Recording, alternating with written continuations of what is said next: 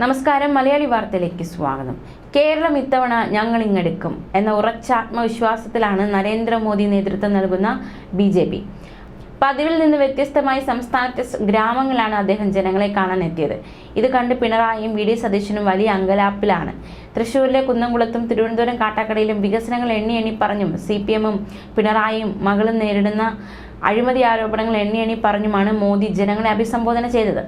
സാധാരണ ഗ്രാമങ്ങളിൽ നിന്നുള്ളവർ നഗരങ്ങളിലെത്തിയാണ് മോദിയുടെ തെരഞ്ഞെടുപ്പ് റാലികളിൽ പങ്കെടുത്തിരുന്നത്. നഗരത്തിലെ തിരക്ക് ഒഴിവാക്കുന്നതിനൊപ്പം ഗ്രാമീണ ജനതയുടെ സ്പന്ദനം അറിയാനും ഇന്നലെ സന്ദർശനത്തിലൂടെ മോദിക്ക് കഴിഞ്ഞു. 2 മാസത്തിനിടെ 5 തവണയാണ് അദ്ദേഹം ഇവിടെ പറന്നിറങ്ങിയത്. തികഞ്ഞ ആത്മവിശ്വാസം ഉള്ളതുകൊണ്ടാണിത്. തിരുവനന്തപുരവും തൃശ്ശൂരും ഇക്കുറി കാവിക്കുടി പാറയ്ക്കും അത്രയ്ക്ക് അനുകൂലമായ കാറ്റാണ് വീശുന്നതെന്നാണ് നിരീക്ഷണം. വെറും വാക്ക് പറഞ്ഞല്ല ജനങ്ങളെ നേരിൽ കണ്ടത്. കരുവന്നൂരിൽ വായ്പാ തട്ടിപ്പിലൂടെ CPM നേതാക്കൾ കൈക്കലാക്കിയ 100 കോടിയിലധികം രൂപ ED കണ്ടെത്തുകയും അത് നിക്ഷേപകർക്ക് കൈമാറാൻ തയ്യാറാണെന്ന് ഹൈക്കോടതി അറിയിക്കുകയും ചെയ്തു. ഈ വാർത്ത കേട്ട് ഇടിവെട്ടേറ്റ പോലെ കിടക്കുകയാണ് തൃശ്ശൂരിലെ CPM നേതാക്കൾ. പിണറായിയുടെ ക്രൈംബ്രാഞ്ച് അന്വേഷിച്ചിട്ടും കണ്ടെത്താതിരുന്ന പണവും പല പ്രതികളെയും മോദി ED അയച്ചതോടെയാണ് പിടിയിലായത്. അതിൽ നിന്ന് തന്നെ സംസ്ഥാന സർക്കാർ തട്ടിപ്പിന് കൂട്ടുനിന്നെന്ന് വ്യക്തമാണ്. PK ബിജുവും തൃശ്ശൂർ ജില്ലാ സെക്രട്ടറി വർഗീസും AC മൊയ്തീൻ MLA-യും EDയുടെ മുന്നിലെത്തിയത് മോദി സർക്കാർ നിശ്ചയശക്തി കൊണ്ട് മാത്രമാണ്. CPM-നെ വിശ്വസിച്ച് പണം നിക്ഷേപിച്ചവരോട് കണ്ണിൽ ചോരയില്ലാത്ത സമീപനമാണ് പാർട്ടി സ്വീകരിച്ചത്. നേതാക്കൾക്ക് പകരം നിരപരാധികളെ പ്രതികളാക്കി. അതിൽ ചിലരുടെ കിടപ്പാടം വരെ കണ്ടുകെട്ടുന്ന അവസ്ഥയുണ്ടായി. ഹൈക്കോടതി ഇടപെട്ടത് കൊണ്ട് മാത്രമാണ് ആശ്വാസമായത്. നേതാക്കളുടെ തെറ്റുകൾ മറയ്ക്കാൻ CPM ഏതറ്റം വരെ പോകുമെന്നും എന്ത് നീചപ്രവൃത്തിയും കാണിക്കുമെന്നും നാട്ടുകാർക്ക് മനസ്സിലായി എന്നാണ് നിരീക്ഷണം. എന്നിട്ടും യാതൊരു കൂസലുമില്ലാതെ പിണറായിയും കൂട്ടരും അതിനെ ന്യായീകരിച്ചുകൊണ്ടേയിരിക്കുന്നുവെന്നും രാഷ്ട്രീയ നിരീക്ഷകർ ചൂണ്ടിക്കാണിക്കുന്നു.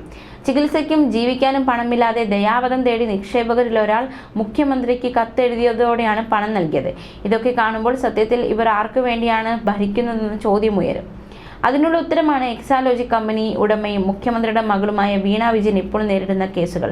സംസ്ഥാനത്തെ ഏത് മുന്തിയ കരാറും CPM-ന് ഏറെ വേണ്ടപ്പെട്ട ഒരാളെങ്കിലും ലേബർ കോൺട്രാക്ട് സൊസൈറ്റിക്ക് കിട്ടുന്നത്. CPM നേതാക്കൾക്കും SFI-ക്കാർക്കും എതിരെയുള്ള കേസുകൾ ഒതുക്കി തീർക്കുന്നതും പ്രതിപക്ഷ BJP നേതാക്കളെ കേസുകളിൽ കൊടുക്കുന്നതും.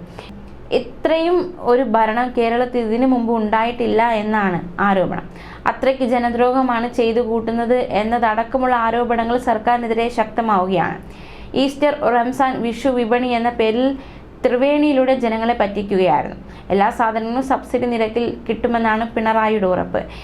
എന്നാൽ നമ്മൾ അവിടെ ചെല്ലുമ്പോഴാണ് അറിയുന്നത് രാവിലെ എത്തി ടോക്കൺ എടുക്കുന്ന 50 പേർക്ക് മാത്രമേ ഒരു ദിവസം സബ്സിഡി സാധനങ്ങൾ നൽകൂ എന്നത്. പ്രായമായവരും സ്ത്രീകളും അടക്കം നിരവധി പേരാണ് രാവിലെ ടോക്കൺ എടുക്കാൻ ക്യൂ നിൽക്കുന്നത്. ഇതിൽ ഭൂരിപക്ഷവും സാധനം വാങ്ങാനാകാതെ മടങ്ങുകയാണ്. ഇലക്ഷൻ സമയത്ത് ആരുടെ കണ്ണിൽ പൊടിയിടാനാണ് ഈ ചപ്പടി വിദ്യ കാണിക്കുന്നതെന്ന് അറിയില്ല. ഇതെല്ലാം സർക്കാർ വിരുദ്ധ വികാരം ഉണ്ടാക്കാനേ ഉപകരിക്കും. ജനങ്ങളുടെ ഇത്തരം ബുദ്ധിമുട്ടുകൾ മുന്നിൽ കണ്ടാണ് മോദി സർക്കാർ 29 രൂപയ്ക്ക് അരി വിതരണം ചെയ്തു തുടങ്ങിയത്. അതിനെ മറികടക്കാൻ റൈസുമായി പിണറായി സർക്കാർ രംഗത്തെത്തിയെങ്കിലും ഗോഡൌണിൽ കെട്ടിക്കിടന്ന അരിയാണിതെന്ന് അടുപ്പിൽ വെച്ച് വേവിച്ച ശേഷമാണ് വീട്ടമ്മമാർക്ക് മനസ്സിലായത്. അതേസമയം കേന്ദ്ര സർക്കാർ നിരവധി കേന്ദ്ര പദ്ധതികൾ സംസ്ഥാനത്ത് നടപ്പാക്കുകയും അതെല്ലാം കൃത്യമായി ജനങ്ങളിൽ എത്തിക്കുകയും ചെയ്തു. ഇവിടെ പദ്ധതികൾ യഥാർത്ഥ ഗുണഭോക്താക്കളിൽ എത്തിക്കാതെ പ്രചരണം മാത്രമാണ് നടത്തുന്നത്. അതിനായി കോടിക്കണക്കിന് രൂപയാണ് ചെലവഴിച്ചത്. വെള്ളം, വൈദ്യുതി തുടങ്ങി ഉപ്പ് തൊട്ട് കർപ്പൂരം വരെയുള്ള സാധനങ്ങൾക്ക് വില വാനോളം ഉയർന്നു.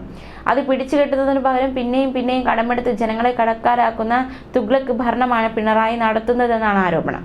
കൊല്ലുന്ന രാജാവിനെ തിന്നുന്ന മന്ത്രി എന്ന പോലെയാണ് ധനമന്ത്രി KN ബാലഗോപാൽ. അദ്ദേഹം ബജറ്റിൽ പ്ലാൻ B എന്നൊക്കെ പ്രഖ്യാപിച്ചെങ്കിലും സംഗതി എന്താണെന്ന് ഇതുവരെ സർക്കാരിലുള്ളവർക്ക് പോലും അറിയില്ല. CPI-യുടെ വകുപ്പുകളുടെ ബജറ്റ് വിഹിതം വെട്ടിക്കുറച്ചു.